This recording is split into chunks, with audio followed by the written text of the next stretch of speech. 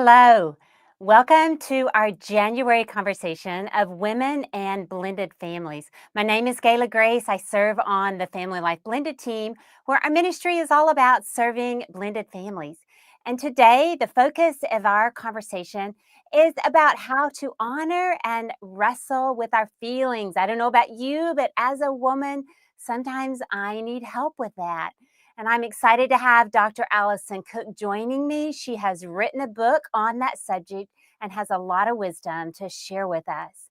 If you haven't joined us before, we are live the second Tuesday of every month at 12 p.m. Central on Facebook, Instagram, and YouTube on the Family Life Blended page. We have a different guest each month with a different topic. It is also recorded, and you can always watch the recording later. Now, before we get started, I'd like to know who's with me. I love to see ladies who join us live. And I'm interested in where you're watching from or listening from. Just give us your name in the comments and where you're from. And maybe answer this question for me. Do you have snow on the ground where you live? Because we do. I'm in Arkansas. We had 12 inches of snow this past weekend, and snow can kind of cripple us in the South. So I have mixed feelings about snow. I'm curious how the rest of you feel about it. Also, as we wait for ladies to come on, be sure to tag a friend who you know would benefit from our conversation. Even if they can't join us now, they can always watch the recorded version later. And remember, you can put your questions in the comments related to our topic today, and we'll answer as many of those as we can live or also later in the comments. I want to introduce our guest, Dr. Alison Cook. She is a therapist, she's a stepmom, and she's host of the top ranked The Best of You podcast. She's the author of several books. Her latest one, which we're going to talk about today, is I Shouldn't Feel This Way. Name What's Hard, Tame Your Guilt, and Transform Self-Sabotage into Brave Action.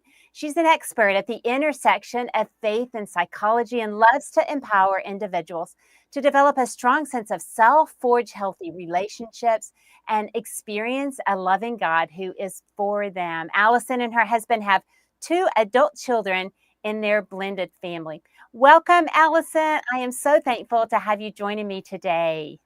Thanks so much for having me, Gayla. I'm really happy to be here. I can't believe you have snow. That's a lot of snow. It's a lot of snow for where we live, and I Yeah. happen to live at the top of a hill, and we kind of get Ooh. stranded up there when this happens. Yes. Yeah. Yeah. So how about you? Do you like snow?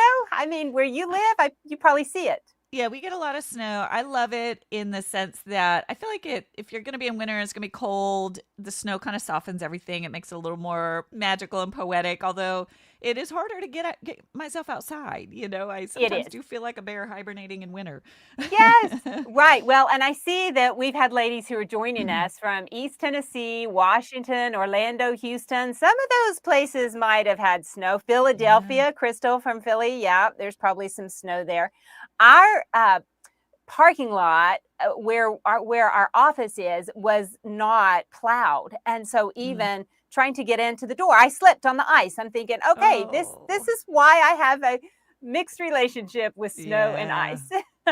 Yep. But well, let's get started. I know that our ladies can really benefit from some of your wisdom and your things that you've written, but I really want to focus today on your latest book about I Shouldn't Feel This Way. I've read it. I've really tried to digest some of it because the truth is, Alison, even for me and my blended family, I have wrestled with some Mhm. hard feelings. And I don't feel like I necessarily got great tools in my family of origin. And so Mhm. I've just kind of muddled through how to do some of this. And I think, especially for women and blended Mhm. families, it's an important topic because feelings can create problems for us. And sometimes we get stuck in these hard feelings. But before we get to all that, I want to hear a little bit from you about your blended family. So tell me Mhm. about you and your family.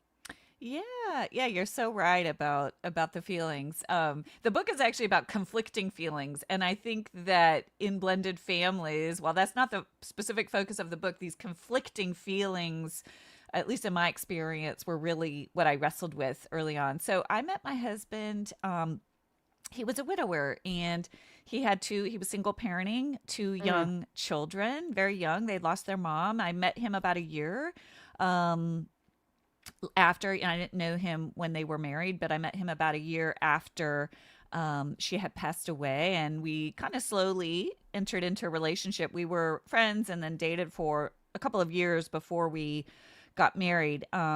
But there was a fresh loss, and I had Wow. no idea what I was getting into. It loved my two kids instantly. There was an instant connection and instant chemistry. I'm from originally we were in Boston. I originally from Wyoming and spent a lot of time in Wyoming in the summers, and they were just enthralled with my stories of mooses and Oh. bears, and actually have come to fall in love with Wyoming themselves. So it's a really beautiful. So we had just a natural kind of synergy where what I brought was we became friends very quickly, the kids and I. So I think naively, as my husband and I progressed in our relationship, or my then, significant Mhm. other and I Right. thought this could be easy, no Mhm. issues. And little did I know that there is a natural process that kids go through Right. where they are just completely understandably and hardwired to have a loyalty to a biological parent. Yes. That when you introduce a new person at the time when we're friends and we're just getting to know each other, they loved it when I lived down the street and just came over from time to time, right? But Right. that changes. It does. And so I took a deep dive into understanding that even as a therapist. I actually picked up a copy of Ron's book, Ron Deal's book. He's been on my podcast, and I know you do a lot of work with him, and was so helpful to Yes. me and Mhm. understanding not only the emotions, but that this is normal and that there are things you can do and there's a trajectory and there's hope and so your work and his work has been so helpful to me in the journey. And I can honestly say, one of the things Ron talked about in the book is sometimes the honeymoon comes at the end, Yes, right. right? Uh-huh. And I can honestly say, at this point in our journey, my kids have left home, and I wouldn't trade our family for anything. I Right. love the family we've created, and we've created space for the different feelings that we all have, Right. and it works. Right. So, And I think that's one of the things that's so confusing in blended families is during that dating yeah. period, we can get along with the kids very well. And it sets us up to think, I can do this. This Hmm. isn't going to be that hard, even though we Hmm. might have blended family friends who say, oh, whoa, whoa, back up, be careful. Hmm. I do think it can be a little confusing. And then when Hmm. we're all living in the same house, Hmm. and begin to function a little differently, then sometimes those relationships change a little Hmm. bit. I'm curious, let's talk about some of these feelings because that is what the book is about. And Hmm. as women and stepmoms and biological moms parenting along, stepdads, there's a host of feelings sometimes that we experience. And I'm wondering for you personally, what Hmm. are some of those hard feelings that Hmm. you wrestled with in your blended Yeah. family? Yeah, I think it's super helpful for me to think about feelings as conflicting. We're rarely having sometimes it can feel like we're just filled with this one feeling.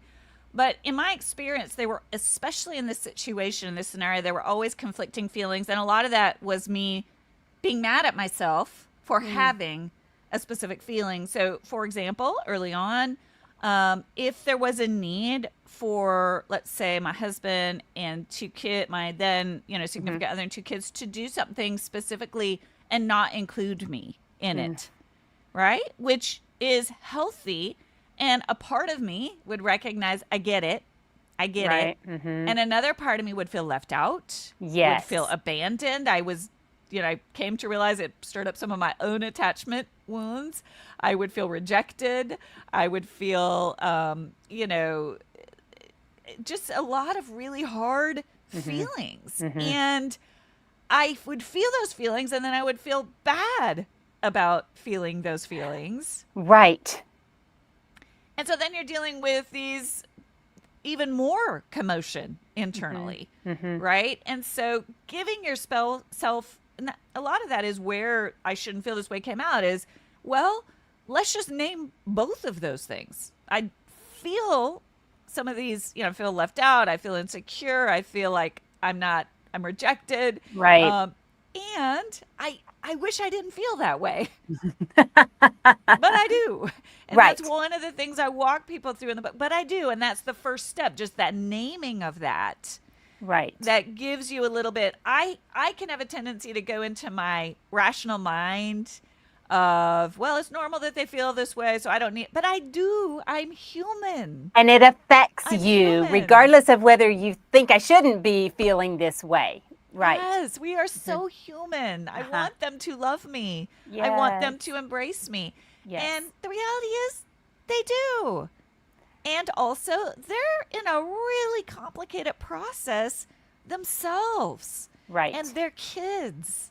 And it's my job to be the adult. Now, that's one of the things that I had to learn. I do need to be the adult, as Yes. any parent does. Mhm. It is my responsibility Mhm. to manage the feelings. Mhm. But that doesn't mean I don't get to have them. And so for me, that meant when I was having the feelings, I do the right thing here. I needed safe people over here Yes. to work Mhm. through the feelings that stirred up in me. Right. Yes, and the feeling you've mentioned, rejection, is a very Yeah. common feeling in blended families. Yeah. And I love how you start by saying, okay, let's name the feeling, because sometimes we can have these feelings stirred up in us and we can't quite identify it. But sometimes we just need to sit and think about, okay, what am I feeling? Oh, I'm feeling rejected here because of Yes. what's happened. And it's a normal, I don't have to shame myself. That is one of the things I know Exactly. is a common theme in your book that I really love, because I think we do sometimes feel bad about, oh, I shouldn't feel this way. Well, that's shaming, and that's not going to serve us well, right? Exactly. And so, Exactly. yeah, okay. So we name, let's just go with this feeling of rejection, because I know that's a Yeah. common one. So we've named it. Okay, rejection. Now, what's our next step, Allison? How do we move forward now that we've identified what our feeling is? Yeah. So I say in the book, name what's hard, start with yourself, right? That's the first thing is sometimes we want to name like, well, they're leaving me out. And then the naming really, when we get really honest with ourselves, we have to get to that I word. I'm feeling left out. I'm feeling rejected. And when we name it, we're owning it. We're taking agency over it. We haven't even begun to process it yet, right? Oh, It's just like right. whether it's right or wrong, indifferent, whether I should or shouldn't, I do feel this way, right? I do feel just devastated sometimes. I would feel devastated sometimes Yes. because, again, Mhm. you're pouring a lot in and Yes. it's next level parenting because every parent has to work through. I don't care what kind of parent you are, whether you're biological kids, adopted kids, step Mhm. kids, you have to work through setting aside, we pour in and we Uh-huh. pour in because it's the right thing to do, not because we're hoping for an outcome in Mhm. return, right? It really Yes. gets at that desire we all have. And as a step parent, it's next level, right? I'm Right. pouring in and yet now in this instance, I'm being pushed out or I feel like I'm being pushed out or maybe I Yes. am. So Yes. the naming is really being honest with ourselves. This is what I'm feeling without shame, and naming it to God, naming it to ourselves, and hopefully a trusted advisor. I will say, especially with blended families, I'm sure you guys have talked about this. Sometimes people don't get it. Right. They bring their Yes. own baggage to the Yes. table, and I had to learn that. I had to figure out Mhm. who are the safe people. Mhm. Um, And sometimes that's not necessarily our husband in this def situation. If these are his kids, then that safe person is likely somebody else as Yeah, we try to sometimes it needs process to be these. out of the family system and it needs Yeah. to be somebody who isn't bringing their own ideas about what should or shouldn't be happening, but who's just letting you feel what you feel. Mhm. The next part of that, so we've named it without shame, but we're also not at this point trying to do anything about it, is what I call framing it. We have to Okay. frame it. Right. And framing with any set of emotions is the part where we step back and we go, what's really going on here? We look at the facts. Am I being wronged? Right? Because Mm. sometimes, and I use this example in the book. Sometimes we feel frustrated or upset or rejected. And maybe the other person has done something. to hurt us or Right. has done something, and we need to actually address that. Right. Sometimes the other person hasn't done anything wrong. Mhm. They're trying, especially in the case of kids, they're trying to work out their own stuff. Mhm. And it's our job again to be the adult in the room and to be it, right? So the framing is what really happened here.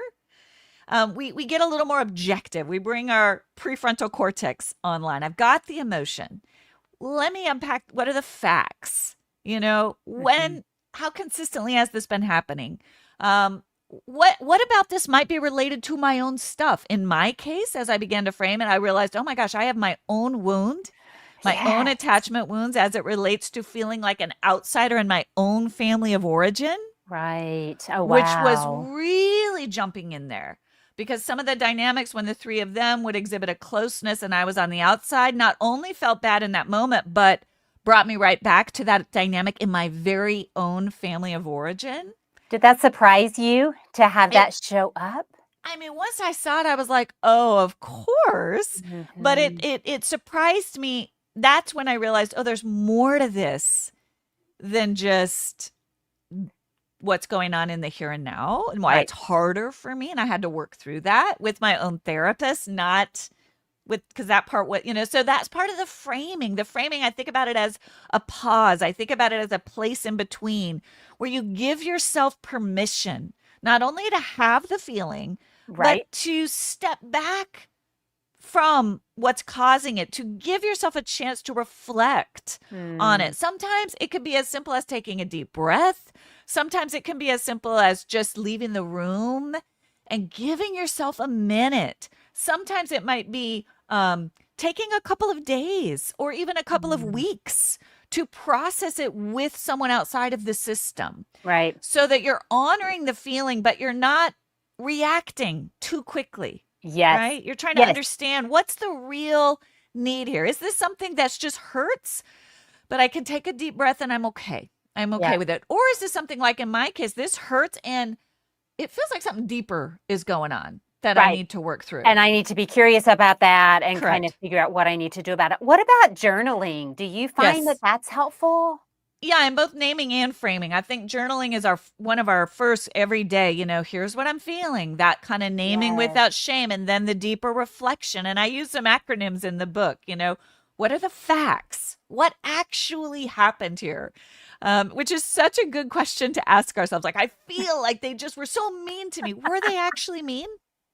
Right. You know? Or were they just being kids, or especially if they're teenagers, were they just behaving as teenagers do? Right. What are the actual facts or what might be have been going on in their lives Right. that caused this? So, doing some of that reflection in your own journal, again, giving yourself time, giving yourself spaciousness to Right. not, again, when you do this, you show up, it allows you, you're not sidelining the emotions, but nor are you reacting out of them.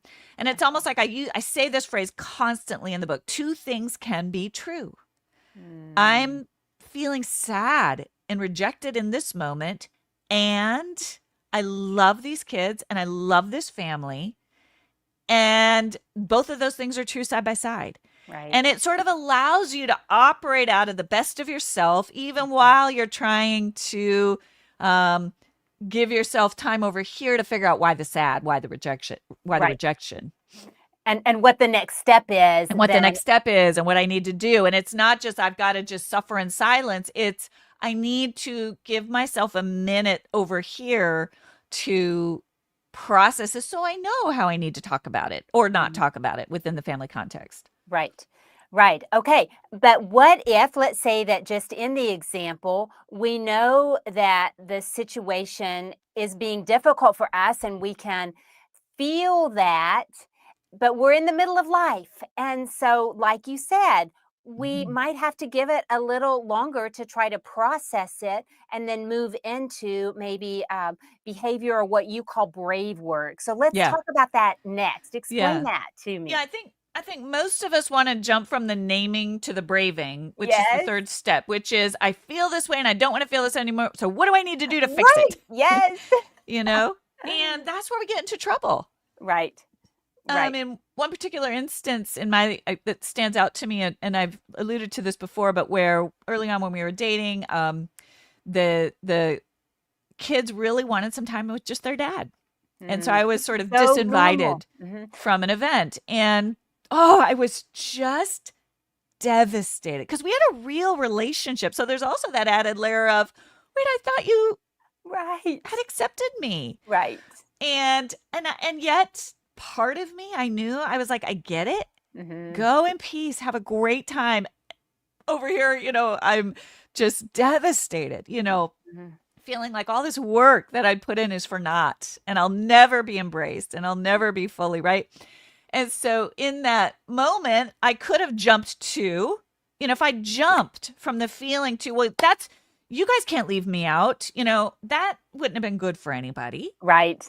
If I jumped to, well, I'm just being stupid, I need to just shove that feeling aside, that would have just buried Mm-hmm. that deeper in my soul. It would have come back out. It would have. That's right. Right. If I would have gone to my husband and said, how can you let this happen? That would have put him in a terrible position. And put a strain in the marriage in the middle of this. Yeah, where Right. he's just trying to do the best he can to Exactly. balance all these competing needs. And so that pause, that framing, that pause to go, you guys go. But I am going to take some space here and figure out why I'm feeling this way. It's like you're building trust with yourself, which I did. So then we come to braving. And then once you do the framing, then it's like, what do I need to do? Right. In that instance, for me, all that I needed once I was calm, once I had, and again, this work allows you to build that calm in your system to go, I kind of get it. I totally get why they wanted to do what they wanted to do. More and more, I'm realizing that triggers a deep wound inside of me, not just a medium wound. And my brave step is I need to let my, at the time, significant other know, not that he should have done anything different, but right. You know what? Gosh, I've discovered something about myself. I have my own attachment wounds. And when this happens inside me. I need you to know that. Yeah. Not to do anything different, but just because as my right for intimacy between us, so I don't feel alone. Right. In that pain. Nobody's doing anything wrong. And it still evokes this in me, right? That was my brave step. Yes. That came out of giving myself space to understand what I was feeling. And that helped so much because then the next time it would happen, even just a glance from him, I get it. Yeah. I get it. And I immediately reduce some of the feeling of abandonment or rejection inside of me. Yes. And I think what you said about the next time it happens, because the truth is some of these feelings show up repeatedly. Some of these things we're a little more sensitive to because of maybe past wounds we have that we haven't worked through, that we begin to recognize. And so if we do the hard stuff up front, like you did, and even say to our husband sometimes, I don't expect you to do anything about this. I know that was part of your brave step, but I need to tell you this anyway. This is what happens inside of me. So the BRAVE acronym for emotions, we often go to boundaries is the B. Sometimes we do need to establish a boundary. Sometimes with kids or stepkids, we need to say, hey, that wasn't okay. That hurt. That's part of parenting, right? Sometimes that's part of it, but it's not always. Range is sometimes we need to establish a sort of a repertoire of other coping tactics. V, vitality. What are some things that bring me life? So what I'm trying to do with the acronym, A is assertiveness. Do I need to learn to kind of find a more playful way to be like, man, you guys are leaving me out, but it's playful and cute and I'm teasing, but it's not, it's genuinely not coming from a passive aggressive. Correct. There's a whole range, which is assertiveness is the opposite of passive aggressive, right? Where it's like, really, you guys are going to go with, and I mean, I learned with my kids that just went wonders when I could just tease them about it, right? Aww. We just brought all that playfulness in, but it took me doing my work to be able to get there from a genuine place. My point is with that acronym, or if they're going to do something, if they early on were going to do something without me, what's something I could do for myself? Yeah. Because this is hard for parts of me, and I'm doing a really good job of trying to step into this role and honor their needs and honor the complexities that especially kids didn't ask for. Right. And I'm going to do that, but I'm also not going to martyr.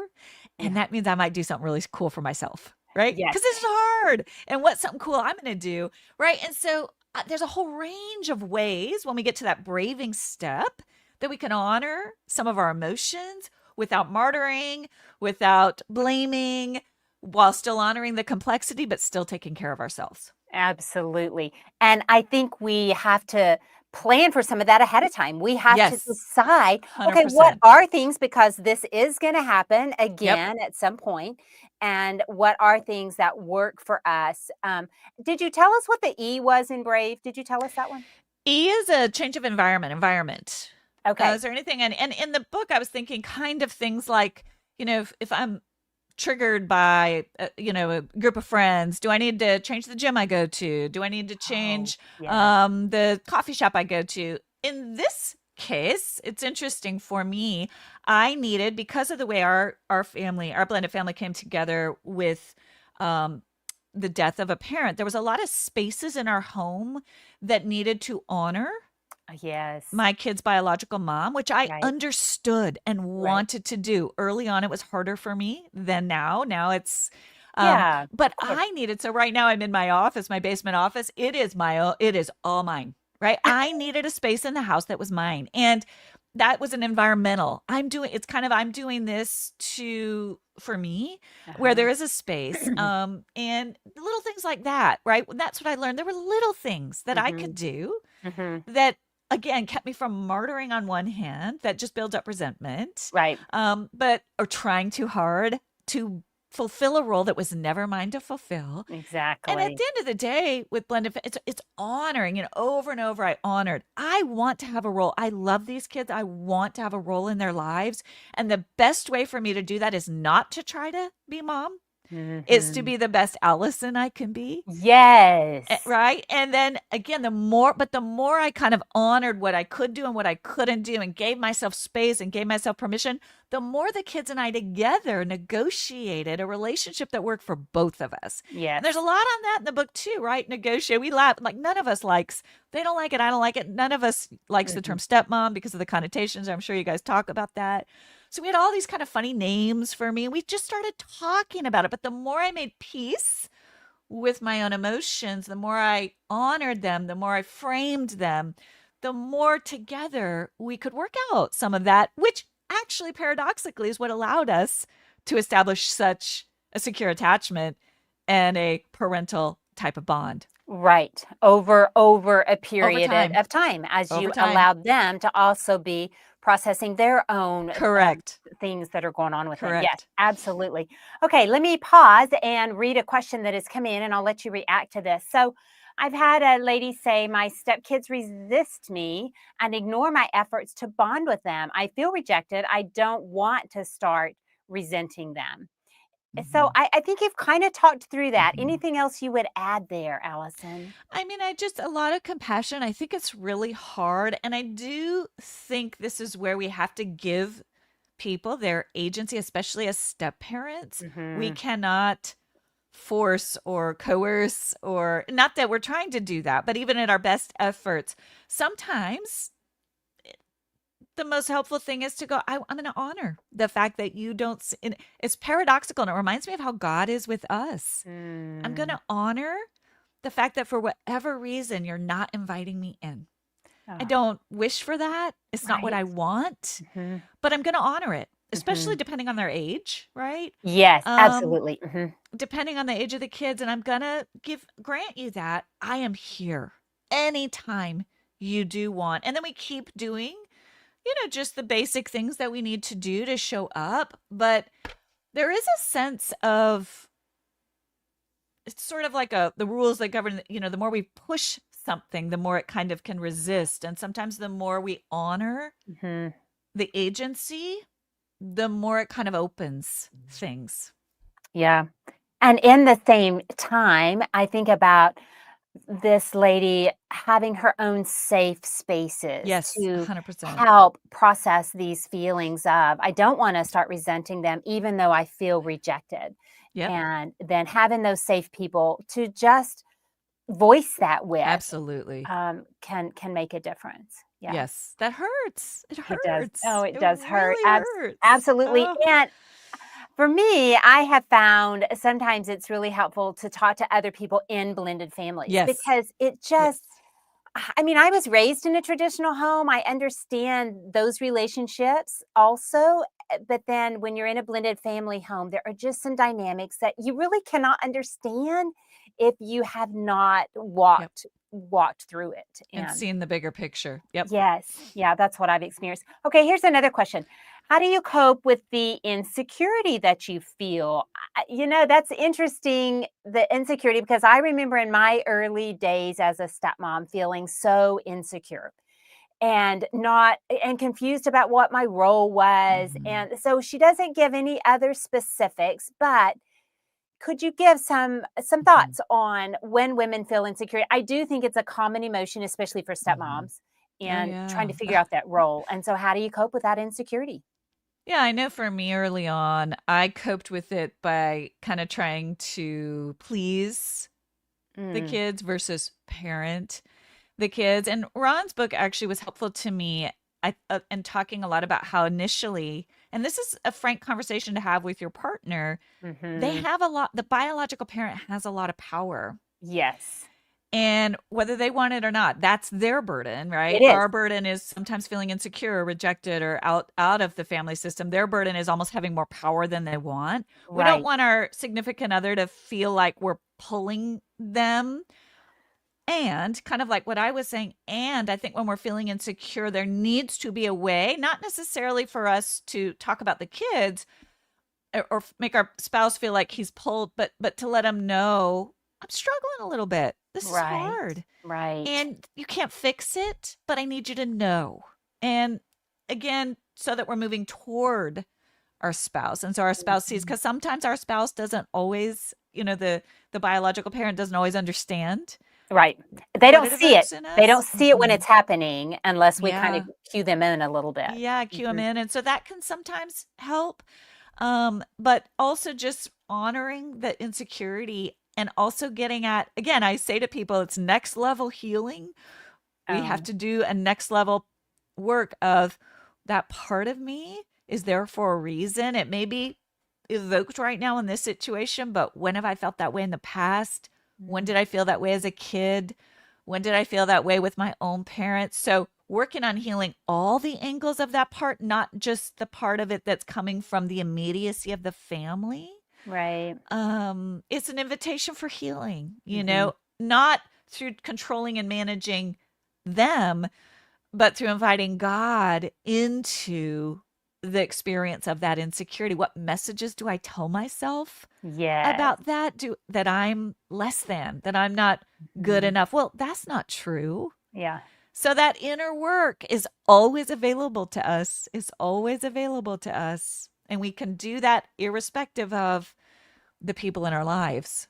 Right, and it kind of even I wanna go into something I remember reading in your book where you talk about it's not necessarily a bad thing to be wrestling with these feelings because there is good that can come from it. And in fact, I even wrote down one of the things you said was God doesn't ask us to bypass the conflicting Exactly. emotions we face. What if those feelings are an opportunity to brave deeper growth and healing? What a perspective, Allison. It's next level work to do our inner work. I had a conversation with Ron and Nan about their new book about marriage on my podcast. And that's their whole message is Yes.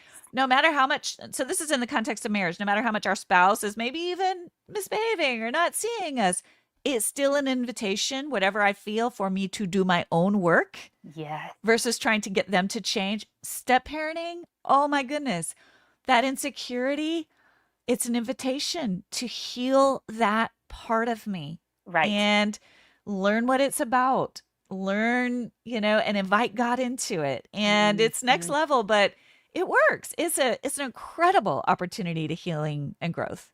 And one of the things I love about that in regards to blended families is there's so many things in blended family life that we cannot control.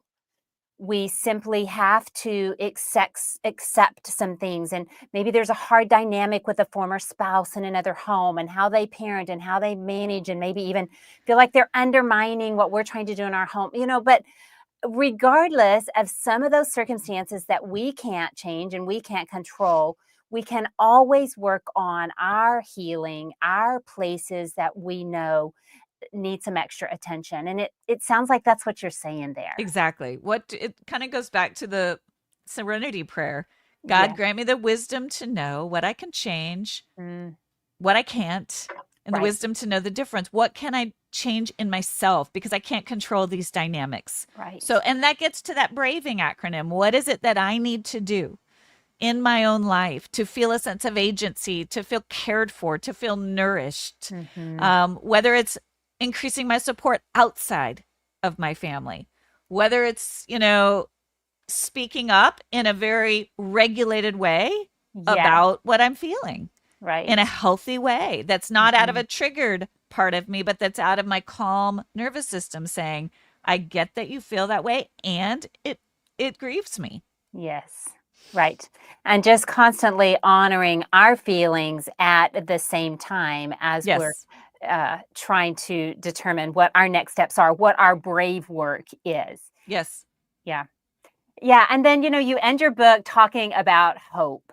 And hope, man, sometimes we just need a little dose of hope in our Yeah. blended families. But you say hope emerges as you find your way through the suffering. It's a paradox. There's no comfort if you don't face the truth of exactly where you are.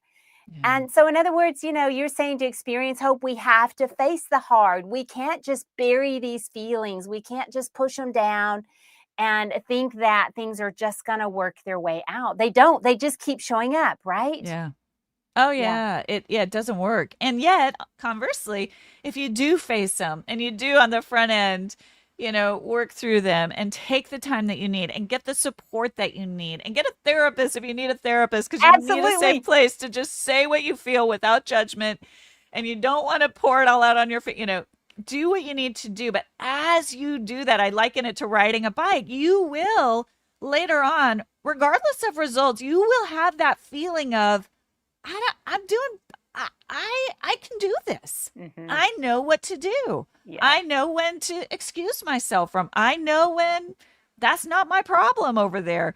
I know what to say here. I know how to step away. You learn the skills and you're riding the bike and it feels great. Right. It feels great. You grow and you gain that agency, but you don't get that feeling at the end of it if you don't do the hard work at the beginning of working through what's hard. Right.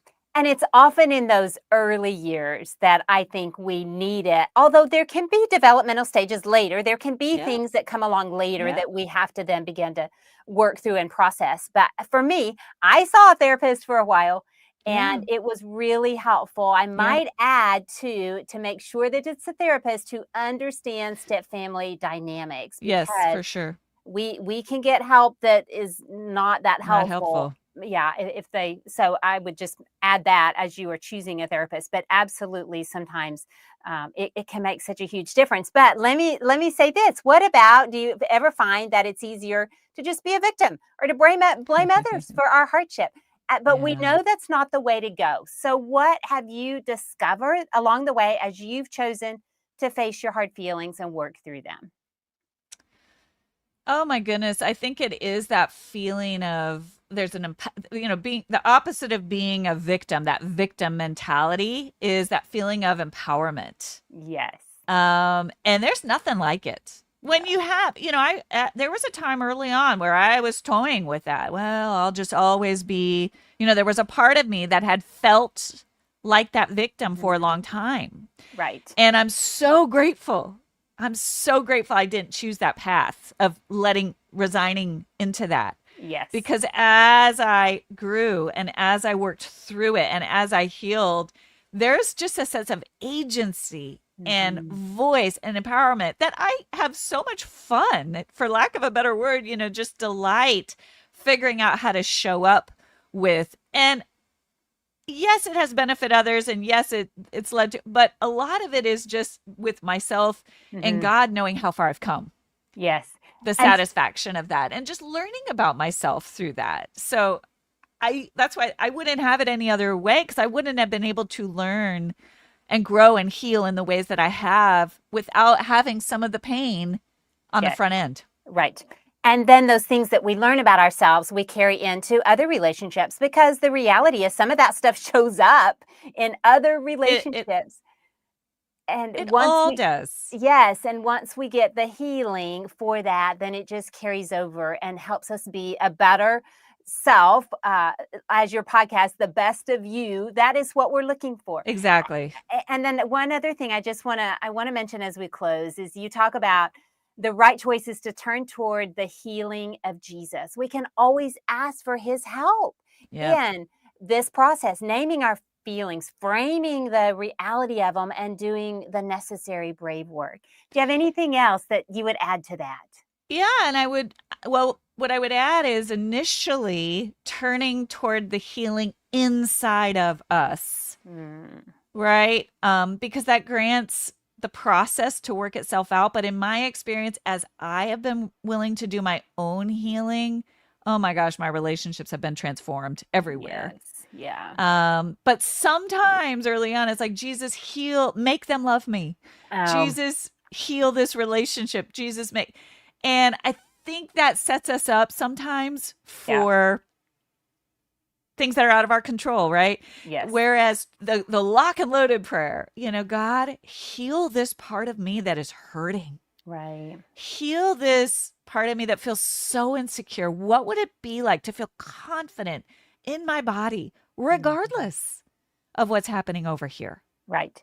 And give me the wisdom so that I can see what my part is in Yeah, doing this yeah, work.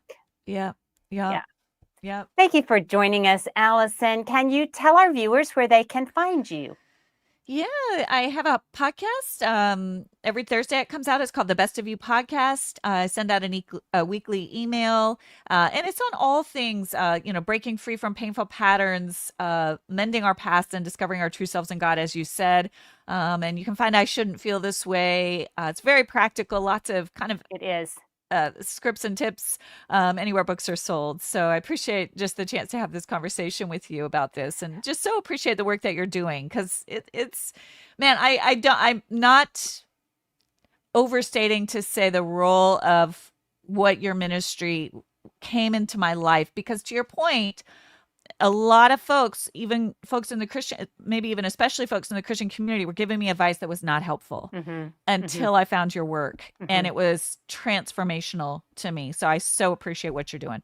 Well, thank you. And thank you for what you're doing also. And I have listened to many of your podcast episodes and highly recommend them to our viewers. So thank you, Allison. Thanks for just taking the time to join us today and for sharing your wisdom.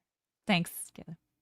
Ladies, make plans to join us next month for our February live stream on February the 11th. We'll be streaming from the Love Like You Mean It cruise next month. I'm excited to have Dr. Julie Slattery joining us. She's a child psychologist. She has over 25 years experience in counseling, discipling, and teaching women. She has founded a teaching ministry called Authentic Intimacy and teaching on God's design for intimacy and sexuality. So she will be the perfect guest for the week of Valentine's Day. Make plans now to join us for our live conversation February the 11th at 12 p.m. Central. Remember, if you can't watch it live, you can always watch the recording later. Also, registration for Blended and Blessed is open. Blended and Blessed is a one-day live event and live stream where we unpack strategies crucial to building unity in your step family. We'll be in Franklin, Tennessee on April the 5th of 2025. And this year, Ron and Nan Deal will be presenting key themes from their new book, The Mindful Marriage. We'll have other great speakers. It's always an encouraging day, event for step couples. So make plans to join us. Be sure you're following Family Life Blended on Facebook, Instagram, or YouTube. Have your notifications turned on so you're notified when we go live. I love having you join me live every month for our conversation. God bless you, ladies. Thank you for joining us today. I want to leave you with a scripture that I think will encourage you as you do the brave work that we have talked about today. In 2 Corinthians 12:9-10, the Apostle Paul is wrestling with a thorn in his flesh that he describes as a messenger of Satan to torment me. And Paul says, 3 times I pleaded with the Lord to take it away from me. But the Lord said to him, My grace is sufficient for you, for my power is made perfect in weakness. Ladies, I encourage you to ask for God's power to intervene in your life in areas where you feel weak and need His strength. He will be there for you. Keep pressing on, and I will see you next time.